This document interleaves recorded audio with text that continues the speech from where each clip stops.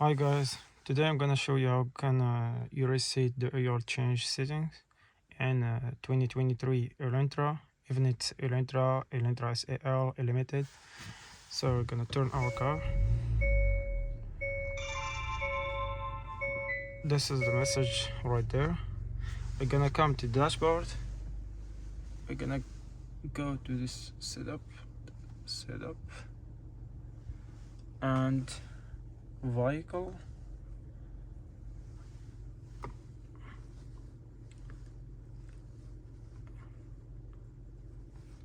We're gonna come to cluster. It's right there. The first one is driver assistance. We're gonna press cluster. We're gonna go all the way down. Oil change reminder. We're gonna reset right there. Reset has the yes. So it's all done now. The remaining life is 100%. So it's all done. That's it.